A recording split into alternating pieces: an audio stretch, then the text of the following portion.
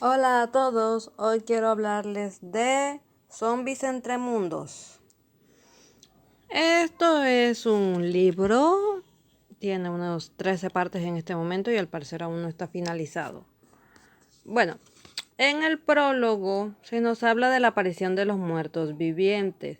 Se dijo que en un principio era solo un rumor de internet, lo que significa que seguramente muchos pensaron que no era más que bromas. Y las muertes se atribuían a las causas normales, asesinos seriales y todo eso. Cuando las personas vieron que era real y todo el tema de que se había visto en cine y películas era falso, como el tema de cortar las extremidades, ese tema aún no entiendo por qué hay personas que se lo creen. La sangre circula muy rápido en el cuerpo y cuando se debe cortar una extremidad para evitar una infección es porque estamos hablando de algo que está focalizado en esa extremidad y si no se corta se va a expandir, pero cosas como los venenos que llevaban directamente al torrente sanguíneo y se transmiten rápido, eso para eso no sirve cortar una extremidad. Como no es de extrañar y es sí es de suponer, los débiles de mente culparon a los demás y comenzaron las cacerías de brujas. Ya saben, lo típico, que porque era el lesbiana, el homosexual, el anticristo, bla, bla, bla. Bueno, de aquí pasamos a una pareja, un hombre y una mujer, María y Mario. Ambos están hablando sobre su misión de reconocimiento y cómo deben también encontrar cosas a base de rapiña. Y las ironías de cómo eran sus vidas y cómo son ahora. Ya saben, los juegos de internet, las películas de zombies y lo popular que fueron estos hace no demasiado en, ya saben, la cultura pop. Están buscando lo que parece ser cualquier cosa que sirva. Terminan llegando a una calle residencial donde ven unas casas que pueden servir de refugio y también encuentran un vehículo que esperan que sirva cuando menos para refacciones. Bueno, entran a la casa y hacen lo típico de las películas de terror. Se separan. Sí. Ella va a buscar comida, esperemos que enlatados, y él se pone a revisar la casa. Reconoce las fotos y está seguro de que conoce a la persona que es. De hecho, en una habitación piensa que hay o un muerto viviente o un sobreviviente y se encuentra a Angélica, quien dice que es una amiga, pero ella no lo reconoce y cuando llama a María también niega a conocerlos y ambos asumen que está en un estado de negación por el que ellos también pasaron y el que les extrañaba que ella no hubiese pasado aún.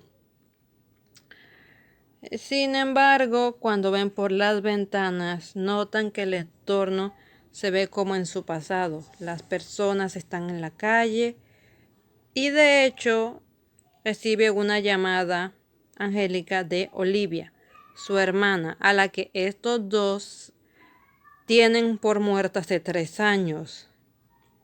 Así que quedan perturbados mientras ésta se va a la cocina pensando que le estaban jugando una broma. Sin embargo, pega el grito en el cielo cuando ve que su casa está destrozada, algo sucia y vacía.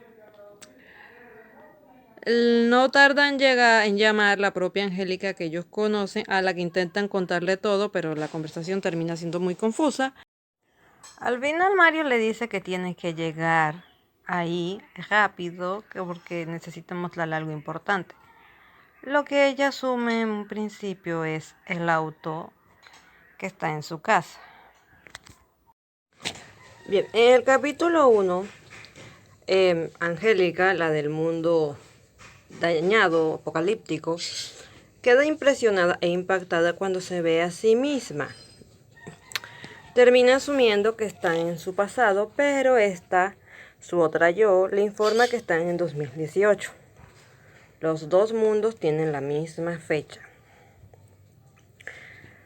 En eso, esta del mundo destruido decide qué hacer, sobre todo porque se queda perpleja al ver cómo Mario y María están perdidos en sus pensamientos, preguntando por familiares y amigos que en ese mundo podrían estar vivos.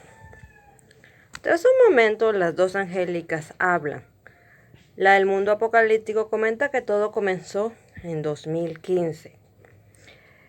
Y como poco de lo que estaba en la cultura popular era cierto, y mucho desastre debido a esto. Bueno, tras un momento esta decide bajar para ver el resto del grupo que llegó con ella y platicarle la situación. Cada uno termina llegando al cuarto y mirando por la ventana. Teorías y especulaciones comienzan en el instante. Se ponen a pensar qué hacer y también hablan un poco más sobre la muerte de los inocentes por la ignorancia de la realidad. Ya saben, todo esto de la mordida, las infecciones, el si te muerden si te cortas una extremidad. No entiendo aún cómo mucha gente se cree eso. La sangre circula muy rápido por el cuerpo y los venenos y eso no sirven. Ni siquiera estar la sangre como se ve en las películas con la boca, eso no se puede. Aparte de esto, las partes, cuando se procede a cortar una extremidad del cuerpo, es que hay una infección focalizada en esta parte y de no cortarla se expandiría al resto del cuerpo. Bueno, los del mundo infectado piensan que se deberían pasar al otro lado para hablar con científicos sobre el virus y tratar de hallar una cura. Pero la Angélica del mundo apocalíptico está decidida a que ese virus no pasa al otro lado. Incluso habla sobre matar a su otra yo, aunque tras un momento de reflexión decide que no puede hacer eso. Se ponen a organizar el lugar como una base y van a revisar el resto de las casas para asegurarlas tan pronto como sea posible. Mario termina yendo a otra casa junto a un chico llamado Carlos, quien resulta tener 12 años. En serio, tener el aspecto físico de los personajes ayudaría con esto. Mario habla un poco con el chico sobre revisar las casas, cómo es el asunto de saquearlas, ya que es la primera vez de este. Y también acaba comentándole sobre que perdió a su hijo de 1 año y cómo la depresión también le quitó de su esposa, la mató. Comenta algo curioso, su esposa se convirtió, pero su hijo no. Y en esto hablan un poco sobre lo que son las energías negativas residuales. Carlos se muestra muy maduro, comprensivo y respetuoso hacia las emociones de Mario. Al tener una crianza dura como debió haber sido esa, se entienden que han debido madurar bastante rápido. Al ir buscando termina encontrando en la casa un cuerpo. En un principio piensan que es alguien que debió haberse suicidado, pero tras examinarlo notan que fue muerto. Y luego encuentran otro cuerpo y determinan que sí se suicidó. Con respecto al primer cuerpo que encontraron, lo identifican como un amigo del propio Mario que sirvió junto a él en el ejército. Y el otro cuerpo notan que se está convirtiendo. El dueño de la casa, que era un médico, habían ido con la finalidad de ver si hallaban medicinas. Mario le explica a Carlos o lo acompaña en lo que sería su primera vez de hacer digamos, ritual. Deben rezar un poco para apaciguarse a sí mismos y deben apuñalar tanto el cerebro como el corazón para asegurarse que muera definitivamente. Por supuesto, al hacerlo, Carlos es invadido por las emociones, llegando a gritar tanto que los demás lo escuchan. Pero una vez que a esto se les informa la situación de la casa, solo esperan en silencio, sin intervenir. Mario también explica que los cuerpos ya no se pudren, aunque sí se secan, y planea llevarse a su amigo o el cuerpo de su amigo para hacerle el debido funeral junto al resto de sus familiares. Cuando están solos guardando el cuerpo en un vehículo, Mario le comenta a Carlos algo sobre la vida de su amigo y la muerte de este. Bueno, es decir, su vida, cómo fue que se perdió, que nadie lo volvió. Él había salido a una expedición y no se había vuelto a saber de él. Y ahora le comenta que era homosexual y que eso lo hizo sufrir mucha discriminación, incluso por parte de su familia. y nota que de su cuerpo también vienen murmullos, lo que le indica que está en un proceso de conversión o que se ha convertido, pero con su cuerpo seco ya no se puede mover y deciden realizar el rito. Y esta vez es Carlos quien da fuerzas a Mario. Al rato llega un grupo de 7 en el cual se encuentra alguien identificado como Daniel, el cual se comenta es amigo de Angélica, el cual espera que todo lo que ella comentó sea cierto y su salvación. Al llegar a la habitación y ver a la otra Angélica se queda sorprendido, y más cuando ve por la ventana, lo cual lo alegra pensando que sus juegos han sido escuchados y que es hora de informar a sus jefes. La Angélica del mundo limpio se pone a hacer algunas preguntas bastante obvias al grupo de chicos que queda con ella cuando los otros se van a informar a sus jefes. Descubre que todos son menores de edad. Habla con uno que tiene 14 años, el que pensaba que tenía más edad. Pero como no tenemos ni siquiera las estaturas, no hay sorpresa realmente, o no hay una gran sorpresa para el lector. Bueno, esto le comentan que su otra yo es una teniente y que se encargan de entrenar a los novatos como ellos en todo el asunto de el rapiñaje y lo demás que tienen que hacer. Esto tras verlos en esta situación decide poner las caricaturas en la computadora, que al final son chicos y merecen tener un buen rato. La otra Angélica lo ve y lo es un tanto incómoda, pero luego baja a buscar a Carlos para que él también se una a ellos, aunque este al parecer ha sido creado en una actitud muy machista de que debe ser un hombre, ser fuerte, comprensible teniendo en cuenta su situación. Pero Mario lo acompaña a la habitación para que deje de sentirse incómodo porque lo traten como un niño, aunque eso es lo que es. La Angélica del mundo limpio se toma, digamos, todo con calma después del grito que pegó, pero eso es algo que se menciona dentro de la propia obra, no es un error.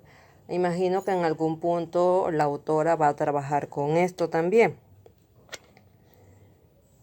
Ahora, después de un rato posiblemente, digamos si todo comenzó en la mañana, probablemente ya estas son horas de la noche, en la que llega un general, el cual dicen que es alguien muy serio y muy difícil de convencer. Sin embargo, al hablar con él, obviamente está totalmente escéptico.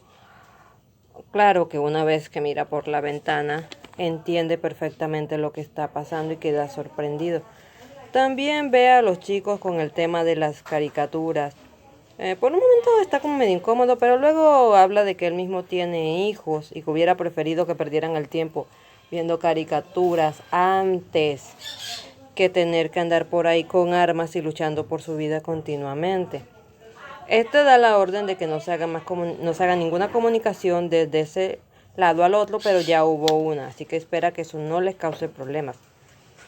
También decide que efectivamente ese lugar se va a convertir en una base y habla un poco acerca de, bueno, le pregunta sobre la caricatura. Resulta ser Steven Universe. Sí, Steven Universe. ¿Quién diría que esa serie tendría un final tan decepcionante incluso para alguien como yo que solo estaba esperando a que Steven hablara con sus tías acerca de cómo criaron a su madre? Ya saben cómo fue su infancia y tener una perspectiva más amplia del personaje. Qué pena. Bueno, al final el general decide que deben dar aviso a todos sus superiores. Mencionan estar en el estado de Sonora, me imagino que eso es México. Y también comenta que hay otras naciones que aún están en pie y que también deben contactarlas, porque podría haber más portales. Como ven, aunque hay algo de acción, no es el centro de la misma, se va más a lo que es la tensión, el suspense. Sí, esa palabra existe, no es inventada, no hace parte de lo que se está viendo ahora, ¿de acuerdo? Es un género que siempre ha existido. Ya sé, la mayoría de la gente está acostumbrada a la palabra suspenso, pero no por ello es algo reciente. Bien, es otra historia con supervivientes en un mundo apocalíptico. Para quienes les gusta este género podría ser mucho de su interés. Además, la forma en la que se menciona el tema de los zombies, de que no solo son golpes en la cabeza, sino también el corazón, Es bastante interesante, a mi parecer. Sí, considero que es un serio problema el que no haya descripciones físicas de los personajes. De hecho, antes de empezar a leer pensaba hacer unos dibujos para acompañar la lectura, pero obviamente no se puede si no tengo ningún mínimo de descripción. Estatura, cabello, ojos, grueso, nada. Sí me parece un error bastante grave por parte de la escritora. Pero bueno, si no son del tipo de personas a las que les gustan las descripciones detalladas de los personajes, no debería resultarles ningún problema esta lectura. Bueno, por mi parte eso es todo, chao.